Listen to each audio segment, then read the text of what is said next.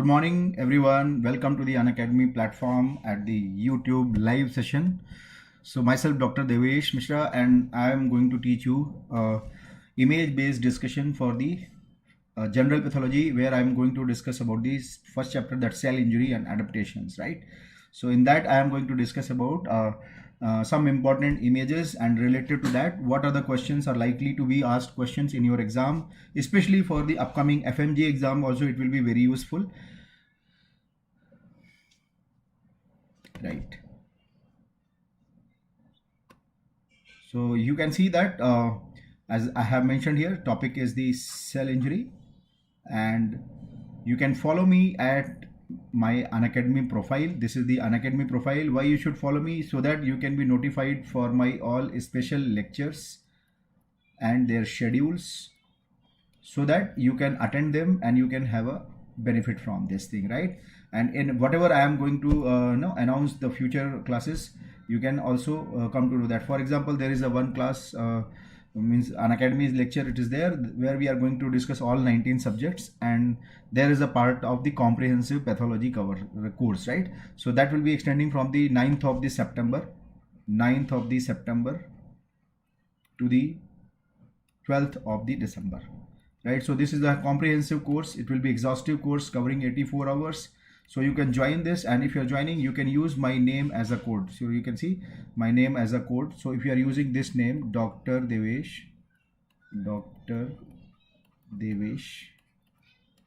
dash YT, so you will be getting the 10% of the discount. So if you are using this thing, you will be getting the 10% discount.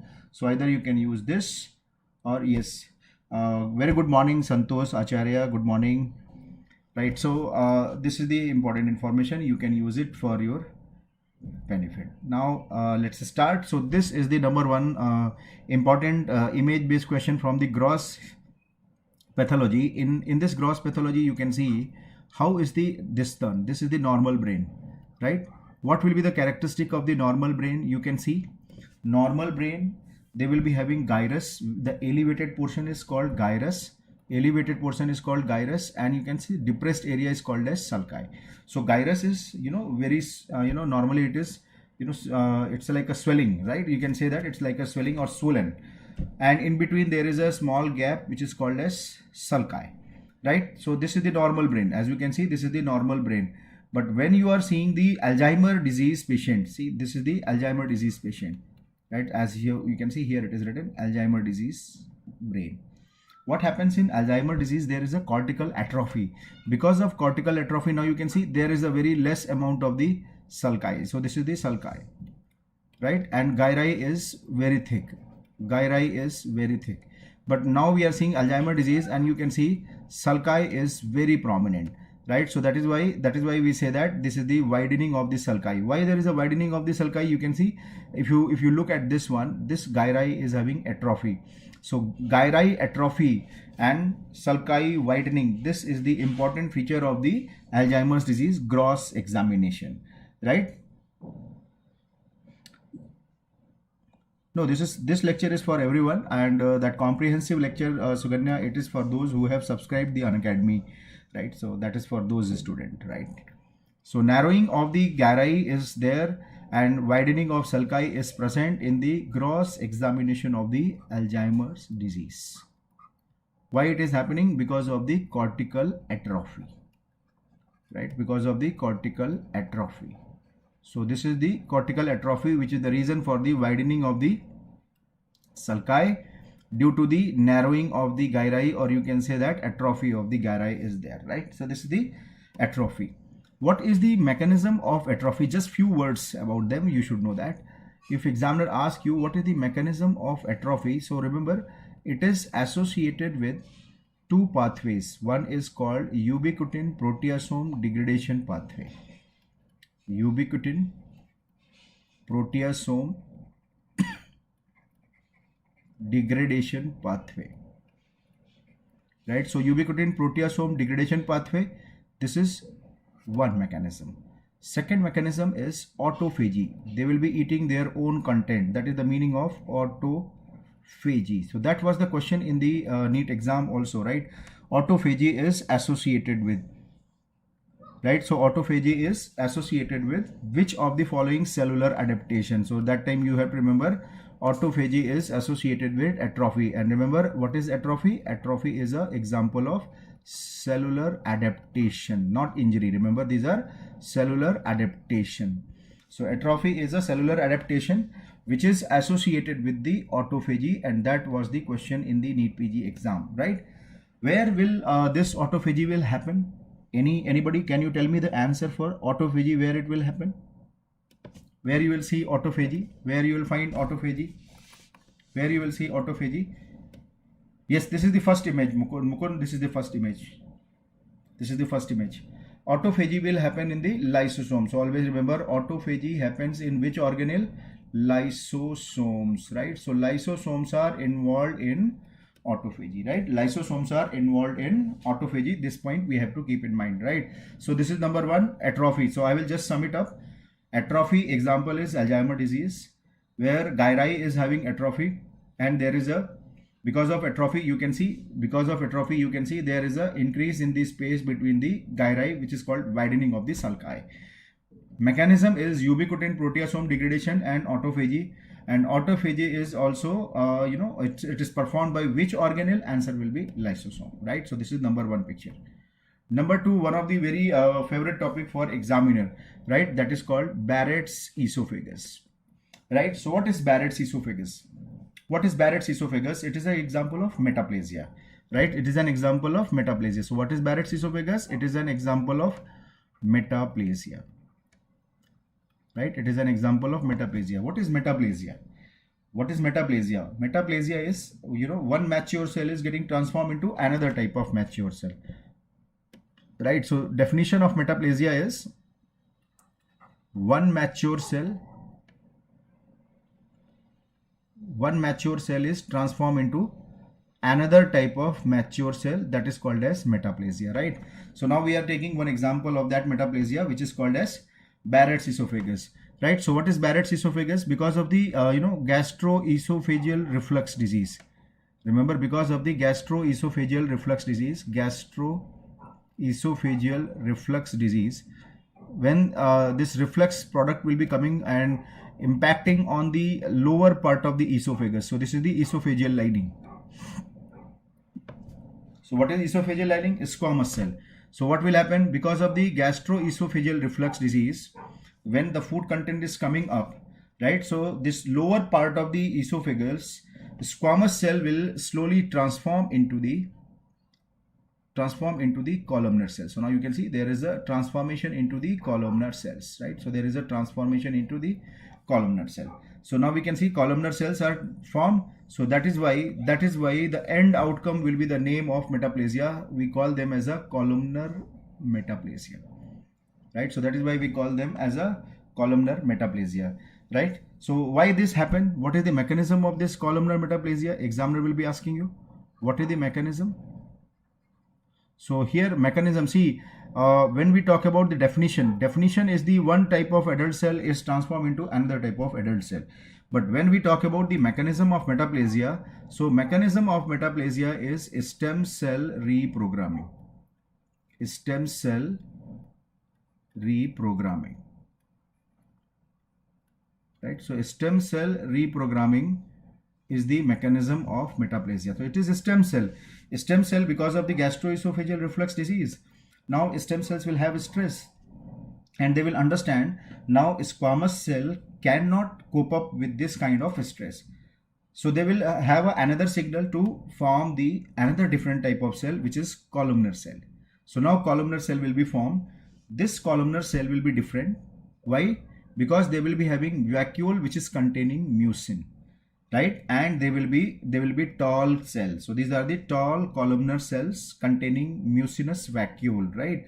And these cells are also called as goblet cells. So usually goblet cells are not seen in the esophagus, right? Goblet cells are usually seen in intestine. That is why intestinal metaplasia is also used for the Barrett's esophagus, right? So Barrett's esophagus is also called as intestinal metaplasia because of presence of the goblet cell. So normally goblet cells are not present in the esophagus, right? So now you understood. Normally goblet cells are not present in the esophagus. So that is why intestinal metaplasia is also known as hallmark of Barrett's esophagus. So that is why it is also called as hallmark of Barrett's esophagus. So what is hallmark of Barrett's esophagus? So hallmark of Barrett's esophagus is intestinal metaplasia, right? So now you understood what is happening in the Barrett's esophagus because of the gastroesophageal reflux disease. I'm just summing it up, right? Because of the gastroesophageal reflux disease, what is happening? There is a change. What is changing? Squamous cell. Can you see? Squamous cell is getting changed into the columnar cells, and these are called as columnar metaplasia. So Barrett's esophagus is columnar metaplasia. These columnar cells are having mucin-filled vacuoles. That is why they are called as goblet cells, which is normally present in intestine. Goblet cells are normally present in intestine. That is why it is also known as intestinal metaplasia, and it is also considered as hallmark of Barrett's esophagus, right? That's we understood. Now come to the image based discussion. Whenever image is asked in your exam, never forget rule of 5. 1, 2, 3, 4. 4 corners of the slide, and then you look at the center, and then you start comparison and observation, right? So what we are seeing in this comparison, these are the squamous cells, right? So these are the lower part of the esophagus showing the flat or elongated squamous cell. Can you see in this area we are seeing flat or elongated squamous cells, right? As we are coming down, so as we are coming down, you can see as you are coming down, you can notice there are the cells which are not elongated. These are all flat, and they are not flat elongated. These are tall and columnar cells. In these tall columnar cell, you can notice there are vacuoles also. So these are mucin-filled vacuoles. These are mucin-filled vacuoles, and these are columnar cells. So these are goblet cells. That is why it is called as intestinal metaplasia, right? So this is why it is called as intestinal metaplasia.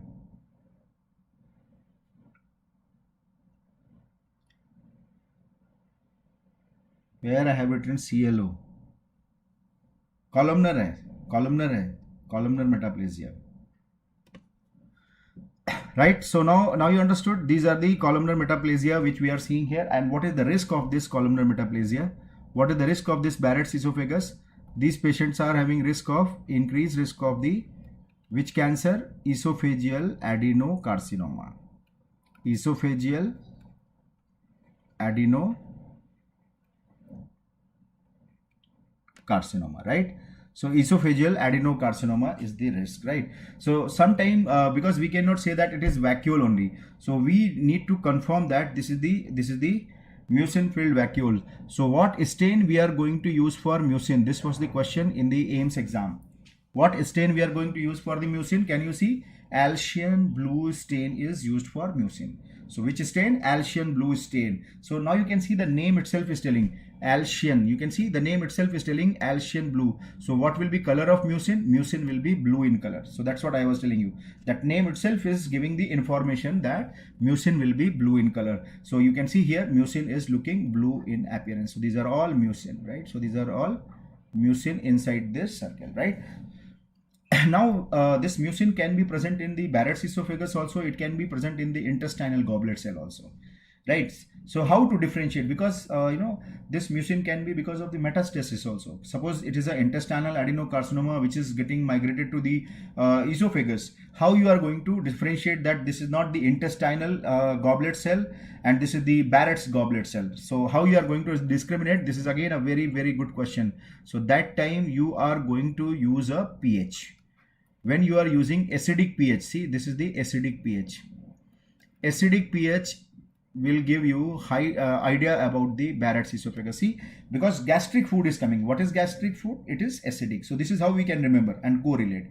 Gastric food is acidic. So acidic food is coming up. So what kind of pH will be required to identify them? Acidic pH. Intestine is alkaline. So what kind of pH we will be requiring for the intestine? Alkaline pH. pH will be 7.5. So now you can see pH 7.5 is for the intestinal type of goblet cell. pH 2.5 is for the Barrett's esophagus, right? So now you understood Alcian blue stain is for mucin. To confirm the Barrett's esophagus, how? By using acidic pH of the Alcian blue stain. right, by using acidic pH of the Alcian blue stain, which is pH 2.5, right? So clear? Now coming to the next picture. Can you tell me what is this? Which kind of cell injury it is? Reversible or irreversible? Reversible or irreversible? Right. So what is this? This is the cell injury. Very good, Prashant. It is a reversible cell injury. What we are seeing here,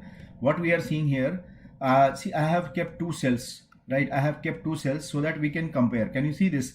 There is a one cell, this one, which I had marked. This one is the normal cell. I have shown you this is the normal cell. And now you can see there is another cell which I have marked with the blue color. This one, right? This one I have shown you. So now you can see these are the bigger cells and they are swollen up. If you look at these cells which are normal, they are perfectly eosinophilic. But when we are seeing this is looking foamy. Why this is looking foamy? Because of, see, what happens in the reversible injury. See, this is the reversible injury, right? Reversible cell injury. So that sodium potassium pump will be failed down because of decreased oxidative phosphorylation, right? What happens in reversible injury? There will be decreased oxygen supply, decreased oxygen will be decreased oxidative phosphorylation, and that is why there is a decreased ATP, right? This decreased ATP will be causing sodium potassium pump failure, right? So sodium potassium pump will be failed down, right? Because of the sodium potassium pump failure, what will happen? Now you can see that sodium is coming inside, and along with the sodium, water is also coming inside, right? And what is going outside? Potassium is moving outside. So always remember, potassium efflux, potassium is outside, sodium is inside. So because of the sodium entry, there is an entry of the water also, and due to this water entry, cell will be having swelling. So now you can see there is a cell swelling, right? So this cell swelling which I have shown you here, this is the cell swelling, right? So these are the cell swelling. Why they are looking foamy? Because of the water entry, and that is why it is also called as hydropic change. So what I am showing you here, all these things are hydropic change. You can see these are looking very foamy and fine dot, and so much of clear area will be there in the cytoplasm. So these are the hydropic change. So cellular swelling, hydropic change, these are same thing, and this is the earliest sign of any cell injury. Remember, what I am showing you in this diagram is the earliest sign of cell injury, right? So earliest sign of cell injury is this cell swelling. So earliest sign of any cell injury is cell swelling. Can you tell me the exception? Any exception for this thing which examiner ask in exam? Earliest sign of cell injury is the cell swelling, where you will not see the swelling. They will have contraction or shrinkage of this cell. Can you tell me that exception? What is that exception? Can you tell me? Except. Very good, very nice. Pooja, Doc Sunil, Suman, very good. So this will be the apoptosis. So remember, exception is the apoptosis. And in apoptosis you will see cell shrinkage, right? Apoptosis, you will find cell shrinkage, right? So these are the important point about the cellular swelling. So now you can see this is the reversible cell injury picture, where we are comparing two cells. One is the normal and second is the cell swelling. Because of the sodium potassium channel failure due to the lack of ATP, right? So there is a failure. So what will happen? Reverse will start. Sodium usually goes outside, but now it is coming inside. Sodium comes inside, water comes inside. Sodium water entry, cell will be swollen up, right? This is also called as hydropic change because of the entry of the water, right? And this is the first sign or earliest sign of any cell injury, except for the apoptosis. In apoptosis, you will find cell shrinkage, right? Coming to the next diagram. This is another important picture. This is the electron microscopy. An examiner can ask you this question in the future exam also, right? This is the one of the very, very important image we are seeing. Electron microscopy is also known as ultrastructural feature. So what we are seeing here, can you see all these are concentric concentric myelin-like. So myelin you will cut down, then they will be looking like this only, right? So concentric myelin-like structures are there in the cell cytoplasm. So these are called as myelin figures. These are called as myelin figure. Why myelin figure is formed? Why myelin figure is formed? So reason is there is an increase in cytoplasmic calcium.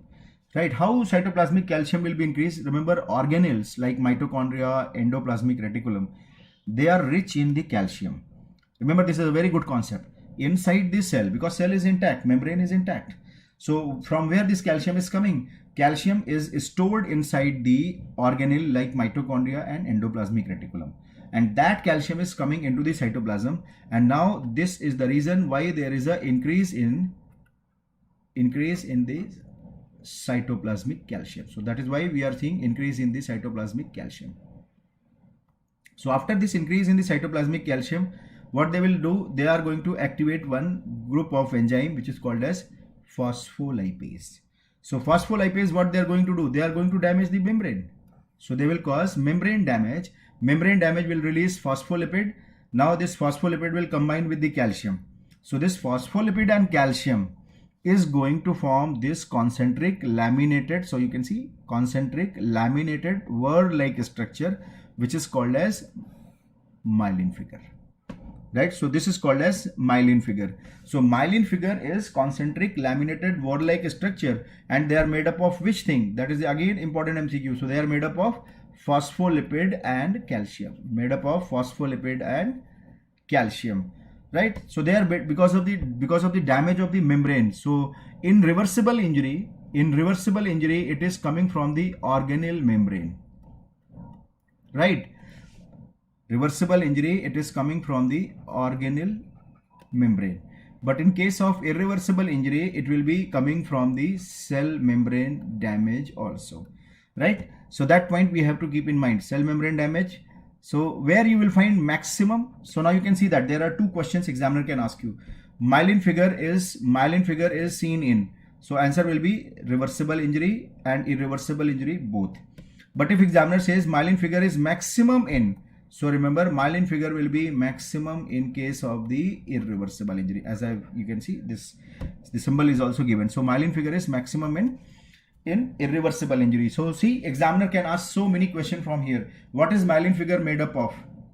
What is myelin figure made up of? Myelin figure is made up of phospholipid and calcium. Can you tell me myelin figure is derived from which structure? Cytoplasm or membrane? So what will be right answer? Myelin figure is derived from membrane or cytoplasm or mitochondria. What should be right answer? Membrane. Very good. So always remember, these myelin figures are derived from the membrane phospholipid, because this is phospholipase. Can you see this? What is happening? Phospholipase is activated. Phospholipase activation is causing damage of the membrane, releasing phospholipid, which is combining with calcium and forming the concentric laminated word-like structure, which is called as myelin figure, right? Myelin figure will be seen in both reversible and irreversible injury, but they are maximum in the injury which is having cell membrane damage, and that will be the irreversible injury. So irreversible injury will be having maximum membrane damage, and they will be having maximum amount of the myelin figure. Myelin figure, I repeat, myelin figure is made up of phospholipid and calcium, right? Now coming to the next one. This is, these are the typical picture where you have to appreciate the necrosis. There are two patterns of necrosis, as you can see here in this diagram. One is where tissue architecture is preserved. So you can see that renal tubule is shown here, and renal tubule architecture is very well preserved. So when you find preserved architecture, right, tissue architecture is preserved. So this type of necrosis is called as coagulative necrosis, right? See this condition here, you cannot see the cells. All these things have been damaged. You cannot see the tissue architecture. So when you are seeing the tissue architecture, you can find out they are lost. When tissue architecture is lost, because it has been liquefied by the enzymes, right? That is why it is called as liquefactive necrosis. So these are the two patterns of the necrosis, right? Coagulative necrosis and liquefactive necrosis. What is the difference? Coagulative necrosis, tissue architecture will be preserved, right? Whereas in case of liquefactive necrosis, because you know enzymes are acting, so they will do the hydrolysis of the tissue or liquefy the tissue, and that is why there will be no architecture will be preserved, right? So number one question which you have to remember, that which is the most common pattern. So coagulative necrosis is the most common pattern. Coagulative necrosis is the most common pattern. Coagulative necrosis is most commonly seen in, so answer is myocardial infarction, heart. Coagulative necrosis is most commonly seen in heart or in myocardial infarction we will be seeing most commonly, right? Now coming to the liquefactive necrosis will be seen in the brain infarction. So all solid organs you will see coagulative necrosis. Remember, all solid organ coagulative necrosis, but brain is not solid organ because they do not have collagen. They do not have collagen, right? Brain do not have collagen, they have astrocyte instead of that. That is why the stromal support is not there. Number one reason. Number two reason is brain is rich in liquefactive enzyme. So there are two reasons why brain should have liquefactive necrosis. Because number one, they are having no collagen, and because of that no stromal support, right? Yes, very good, Santosh Acharya. And second is brain tissue is rich in enzyme, and that is why there is a liquefactive necrosis. So out of these all things, I will again sum up. If tissue architecture is preserved, what kind of necrosis you will see? Coagulative necrosis, right? If tissue architecture is damaged and lost, what kind of necrosis? Liquefactive necrosis, right? So these are the very important question examiner asks, right? Tissue architecture preserved, coagulative, lost, liquefactive, right? Now next thing is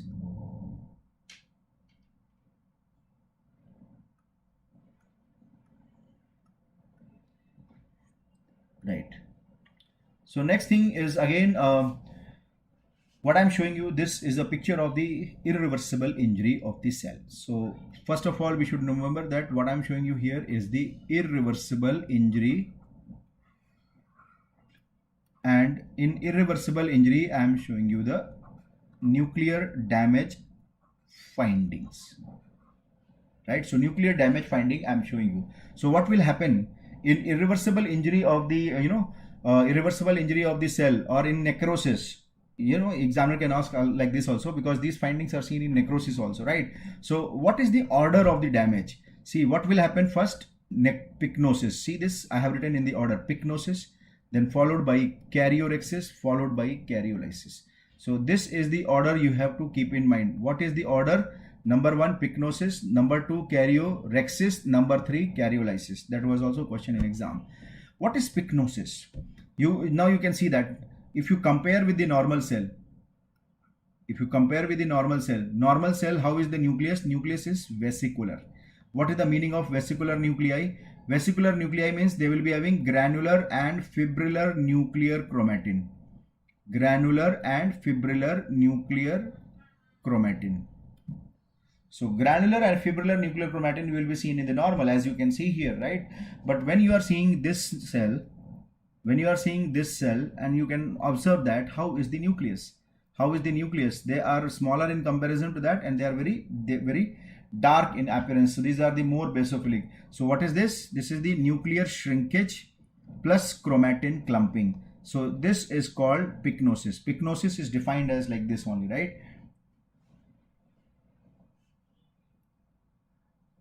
Astrocytes, they do not give stromal support. I said they are counterpart of the collagen. They will not give support. They are very pulpy cells. They are very soft cells. They will not give support. Yeah. No stromal support means no collagen is present. No stromal support means there is no collagen.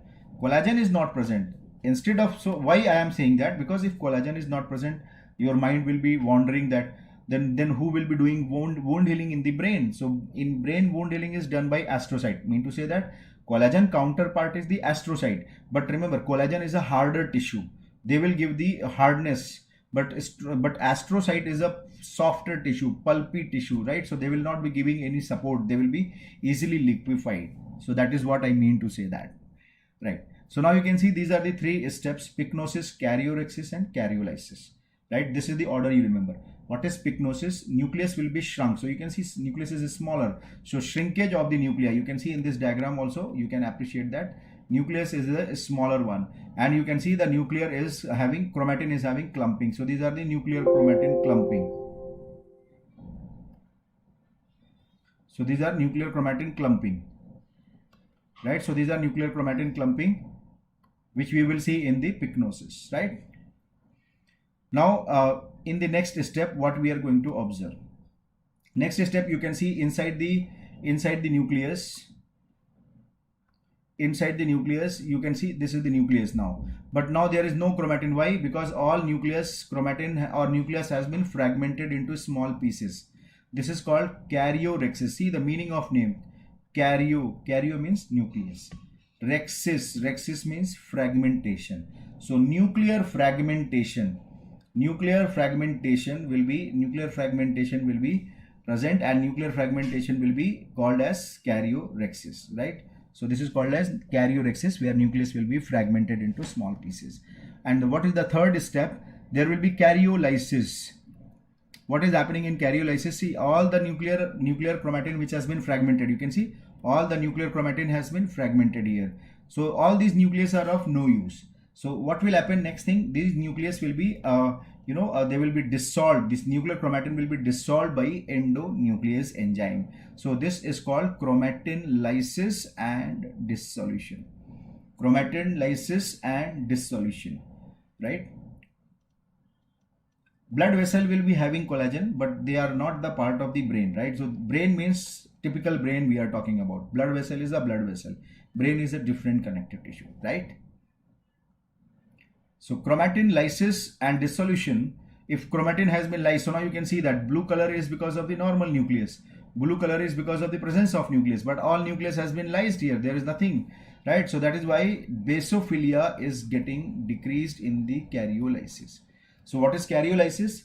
Chromatin lysis and dissolution leading to the decrease in basophilia. So all these features which we are seeing, pycnosis, karyorhexis, karyolysis, all these are due to presence of which enzyme? Endonuclease. So this is done by endonuclease. So endonuclease will be acting on the nuclear chromatin and they will be causing these changes. First, there is a pycnosis. Next, karyorhexis, and finally karyolysis, and cells nucleus will be all removed, right? So these are sign of irreversible injury. Remember, these are sign of irreversible injury. See, this is how question will be asked in your exam. They will be showing you a normal cell and they will be showing you a comparison cell, and this is how, this is the cytology, and examiner is going to ask you what is seen in this cell. Can you tell me what is seen in this cell here? What we are seeing? If you compare to this nucleus and you compare this nucleus, can you tell me in the comment box what is there here? What we are seeing here? Which finding it is? Very good, Dr. Sunil. It is a pycnosis. So you can see that chromatin is very condensed and smaller in comparison to this one, right? They are smaller and more dense. So this is called pycnosis. So what I'm showing you, this is the pycnosis, chromatin condensation and nuclear shrinkage, right? Very good, Santosh.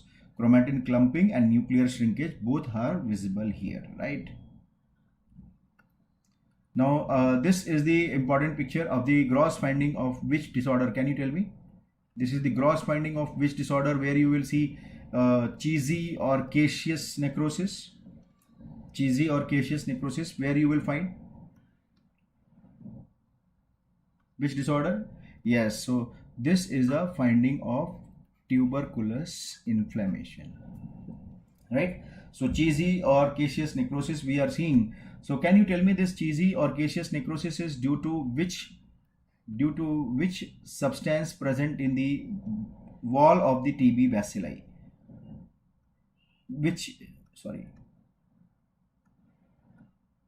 What is that substance which is present?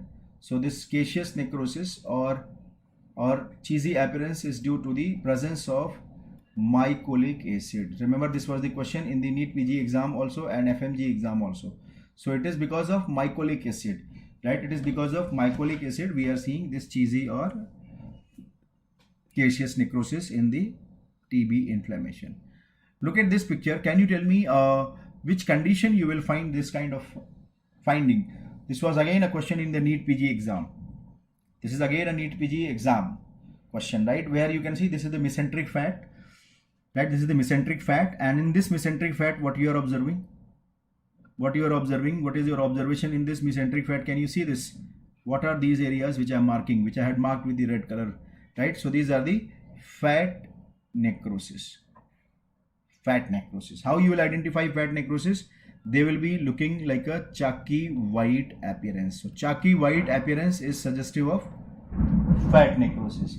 Chalky white is because of fat necrosis, which you can see. This is a case of acute pancreatitis. It can be seen in the breast injuries also. It can be seen in the mesenteric infarction also, right? So all these areas you will be finding this fat necrosis. This was the FMGE question previous year also, right? So just I'm telling because those who are appearing for FMGE exam will be helpful for them to understand which are the area where you can see fat necrosis: breast, pancreas and mesentery. How you are going to identify? This was the NEET PG question. How you are going to identify?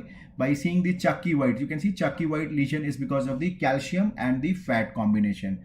Why it is happening? Because of the calcium and fat combination is the reason. So this calcium is the reason for the chalky white lesion, right? So this is called saponification also, right? How you will see on the microscopic examination. See, this is the microscopic examination. Microscopic examination, you will see these are the adipocytes. How you will see the normal adipocyte? See the normal adipocyte. There will be a vacuole which will be containing the lipid, and nucleus has been pushed to the periphery. You can see nucleus has been pushed to the periphery. So nucleus is at periphery. So this is the normal adipocyte, right? So you can see all the cells are looking like this. Why they are looking clear? Because they are having vacuoles. They are having lipid vacuoles. And you can notice also their nucleus is pushed to the periphery. Nucleus is pushed to the periphery in the normal condition. What happens in the necrosis? In necrosis, nucleus will be lost, and that is why it is called as anucleated adipocyte or ghost cell. Anucleated adipocyte or ghost cell. So these you can see all these are anucleated. You can see these are the anucleated. Some are very clear and some are having the fibrinous exudate also.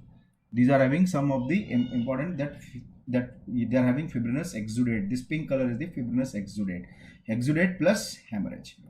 Hemorrhage plus fibrinous exudate. Right? So hemorrhage plus fibrinous exudate will be present. So this will be the fat necrosis, right? So now you understood how to identify fat necrosis on the gross examination, chalky white appearance. How you will identify on the microscopic examination? Anucleated cell will be there. They are full of fibrin and there will be no nucleus. So that is how you are going to identify the fat necrosis. This was a question in the NEET PG previous year. What is this? Fibrinoid necrosis. This is the fibrinoid necrosis. What happens in fibrinoid necrosis?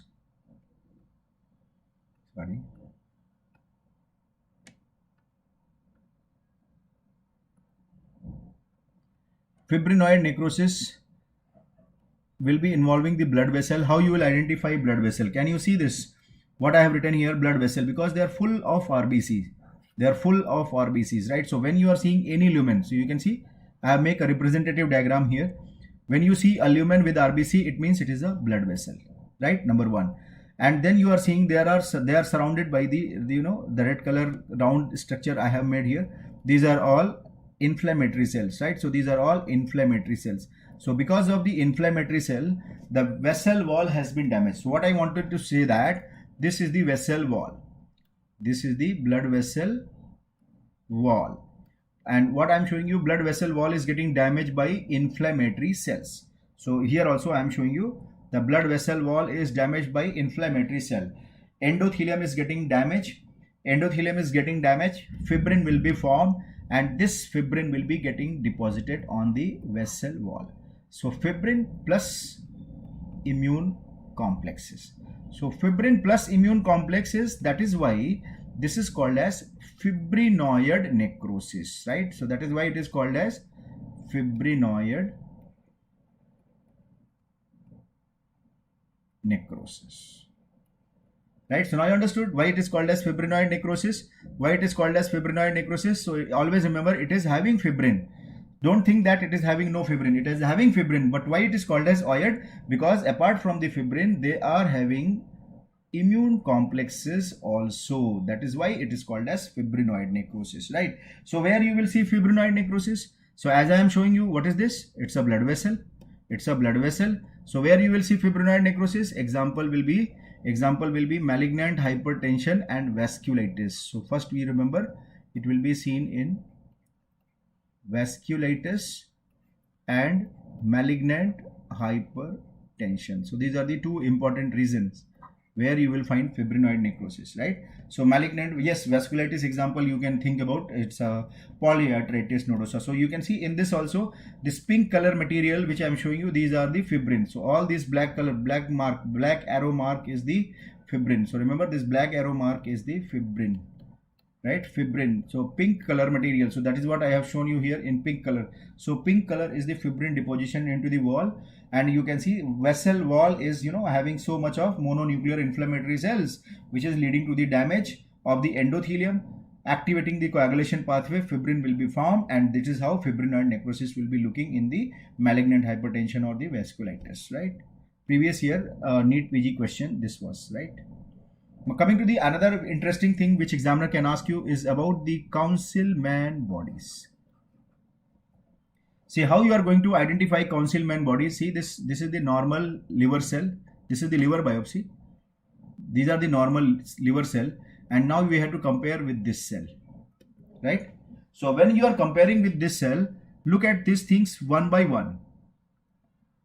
Look at these things one by one. How is the cytoplasm? How is the cytoplasm when you are comparing with this liver cell cytoplasm? How is the cytoplasm? More eosinophilic or less eosinophilic? How is the cytoplasm? Can you see? I have written this cell. I have written here. So how is the cytoplasm? Hyper eosinophilic cytoplasm.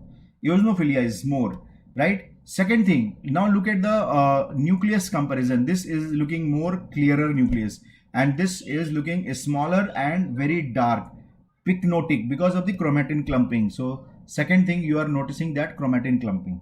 So chromatin clumping, hypereosinophilic cytoplasm, these are the hint for the apoptotic cell, right? So what is Councilman bodies? These are membrane bound structure. So what I am showing you here, it is a membrane bound structure. Membrane bound structure, hypereosinophilia, chromatin clumping, and they will be having organelle also if we see on the electron microscopy.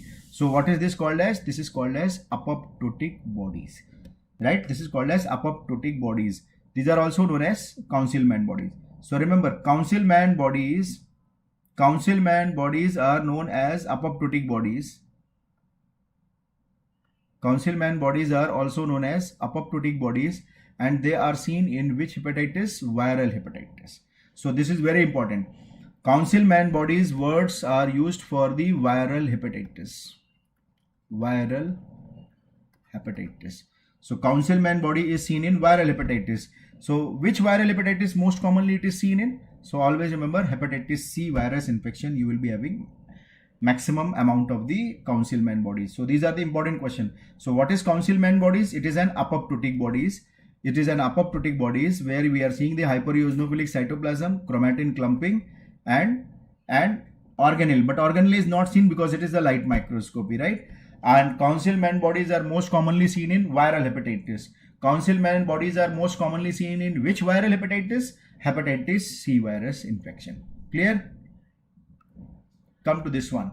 This is the another picture in first chapter, that is the agarose gel electrophoresis, where I can show you. These are the two diagrams we are seeing here, number 1 and number 2, and I have redrawn these diagrams for more understanding.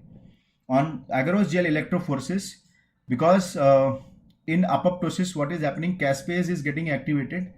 This caspase is activating endonuclease. Caspase is activating endonuclease, and this endonuclease is causing DNA damage. DNA damage. So this agarose gel electrophoresis is showing DNA damage done by endonucleases, right? Clear? So endonucleases causing DNA damage we are seeing here. There are two different patterns.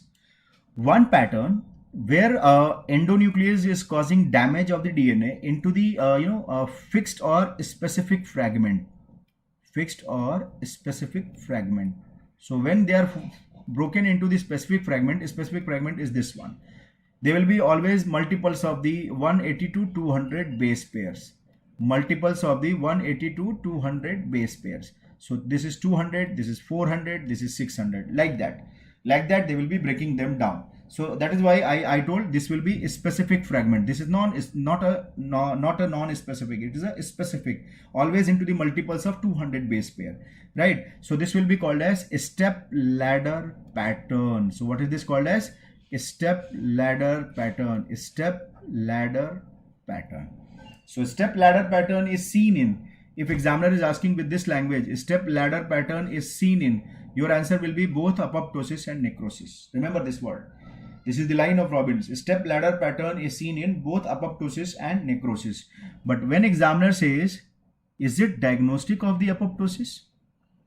Is it diagnostic of the apoptosis? So answer will be no. It is characteristic of the apoptosis.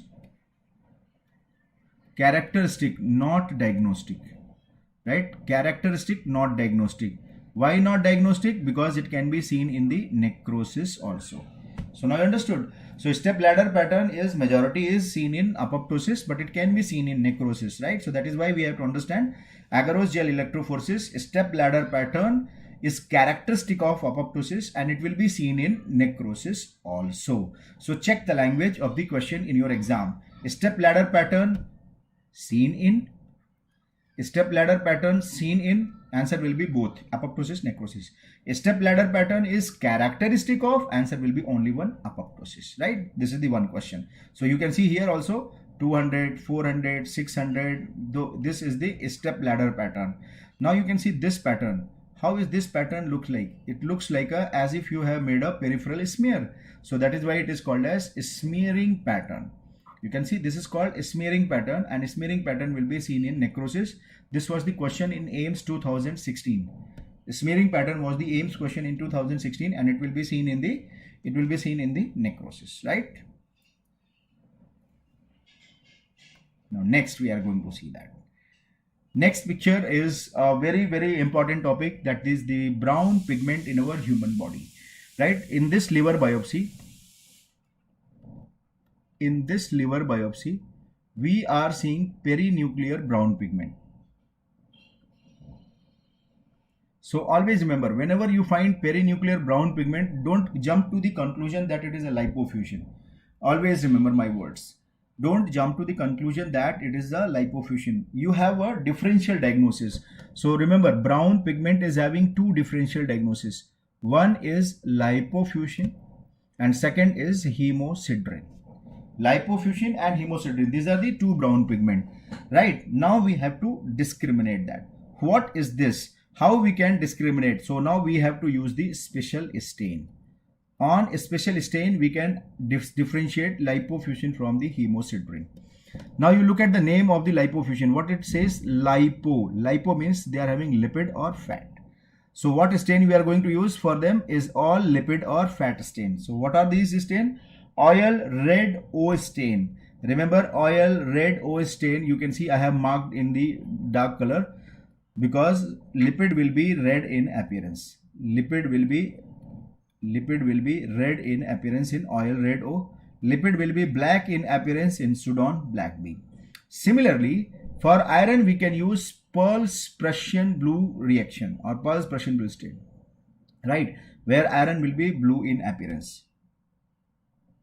Yes, they will be also perinuclear. Hemosiderin is also perinuclear. Lipofuscin is also perinuclear. That is why we are having confusion, right? So lipofuscin, hemosiderin both are there, and we can discriminate only on the basis of the special stain. And now you can see that when we are going to use oil red O stain, lipid will be red in color. So now you can see these are lipid. You can see these are the lipid which will be red in color. Right, so lipid is red in color, oil red O stain. So remember, by name itself is telling oil red O stain. Red color will be the lipid stain. Right, now you can see this lipid when we are seeing in the cells, this is called as intracellular fatty deposition, or also known as steatosis. Steatosis or fatty change of the cell. Right? Steatosis means there are lipid vacuoles in the cell. Right? Steatosis means lipid vacuoles. And always remember these two important points. Most common intracellular deposition in human body is the fat only. So intracellular lipid accumulation is the most common deposition. And which lipid deposition is most common? This was the NEET PG question. Triglyceride is the most common. Remember, it is triglyceride. So now you can see that what is happening. These are all vacuoles. These are all vacuoles, right? And these vacuoles are pushing the nucleus to the periphery. You can see that nucleus has been pushed to the periphery because of the vacuole. So same thing I am showing you here also. Lipid filled vacuole pushing the nucleus to the periphery. So what is this? This is the steatosis or fatty change. What is accumulated in this vacuole? Lipid. Which lipid is most common? Triglyceride. Which lipid is most common? Triglyceride. And remember, most common intracellular accumulation, glycogen, protein, fat, all these things, right? When examiner asks you, your answer should be the intracellular lipid accumulation is the most common change or most common intracellular deposition, right? Now you can see this is the another stain, Sudan black B. So Sudan black B, lipid will be black in color. Lipid will be black in color. So Sudan black B, lipid is black in color, and you can see here I have marked with the red circle. All these are the lipid accumulation. So lipid will be black in the Sudan black B stain. Now look at this one. This is pulse Prussian blue staining. So what will happen in pulse Prussian blue staining? We are going to identify what? We are going to identify iron. How will be the color of iron? You can see the name itself is telling pulse Prussian blue. Right, pulse Prussian blue. So iron will be blue in appearance when we are using the pulse Prussian blue stain, right? So iron will be blue in color. What will be the iron deposition in the iron overload disorder? This is the NEET question. In iron overload disorders like hemochromatosis, which kind of iron will be having deposited in the tissue? So which kind of iron will be deposited? Storage form. What is the storage form? Ferric form. So on electron microscopy, which form of iron will be seen in iron overload disorder? That was the NEET question. Which form of iron will be seen on electron microscopy in the iron overload disorder? Answer is storage form. Always remember, storage form will be the answer. Storage form.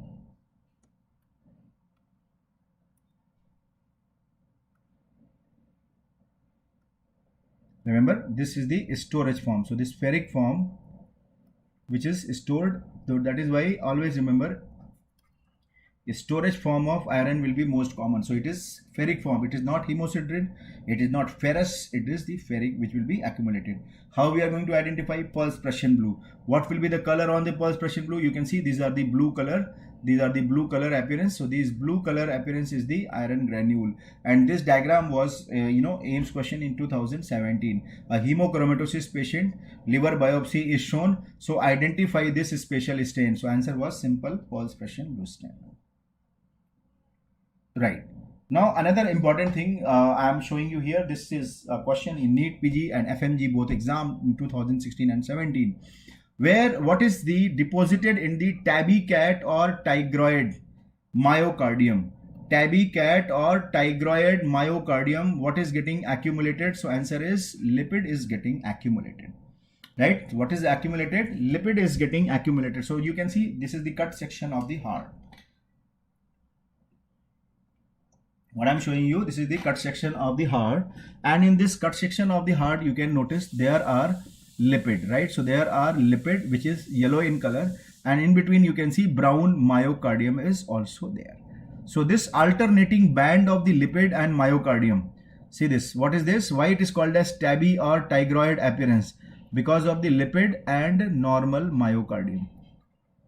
Lipid and normal myocardium, they are alternating, and they are the reason for the tabby cat or tigroid appearance, right? Did you understand?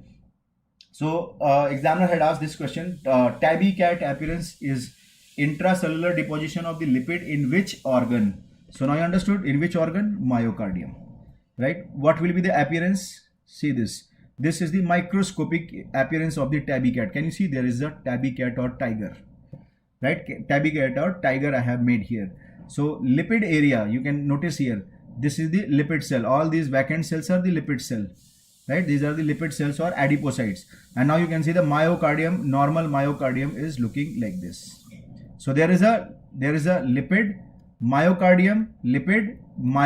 So that is why it is called as tabby cat. You can see the black lining is corresponding to myocardium, and the lipid is corresponding to the yellow lining of this tiger. So black lining, what I am showing you is the myocardium. Here myocardium will be red in appearance and the lipid will be yellow in color. That is why it has been compared with the tabby cat or tigroid appearance. So always remember, tabby cat tigroid appearance is the lipid accumulation in myocardium, right? Now look at this. This is a case of rheumatic heart disease. Can you tell me what kind of calcification you are seeing here? What kind of calcification you are seeing here? What kind of calcification it is? Metastatic or dystrophic? Metastatic or dystrophic? What kind of calcification it is? Right? So this is the dystrophic calcification because tissue has been damaged. You can see that tissue has been damaged. Valvular damage is the reason for dystrophic calcification. So what is the criteria for dystrophic calcification? This is the criteria. Tissue will be abnormal. See, tissue has been abnormal. It has been damaged. It has been damaged. Abnormal. Tissue is abnormal, but calcium level is normal. Right? Tissue is abnormal. Calcium level is normal. That is called as dystrophic. So what is abnormality in the tissue? Dead. D for degenerated. D for damage. And D for dystrophic. This is the mnemonic, right? This is the mnemonic to remember dystrophic calcification, right? Damage, dead, degenerated tissue, abnormal tissue. It means it is abnormal tissue. So this will be dystrophic calcification, right? And how we will identify dystrophic calcification? How we will identify dystrophic calcification on HE stain? See that hematoxylin and eosin. Hematoxylin and eosin stain. As you can see that I have just colored M. Morphous, amorphous or morphous, two things. Morphous means there is some morphology, you can see round, oval, right? That kind of morphology. Amorphous means nothing is specific. Any form you can see them. So you can see here all the calcium here is the amorphous deposit. All the calcium is amorphous because they do not have any morphology. And how is the color of this calcium? Blue, basophilic. Amorphous basophilic deposit is suggestive of calcium, right? So now I understood. Amorphous basophilic deposit is suggestive of I said suggestive of calcium because it can be other things also, right? It can be artifact also. So we need to confirm that. So how we are going to confirm the calcium?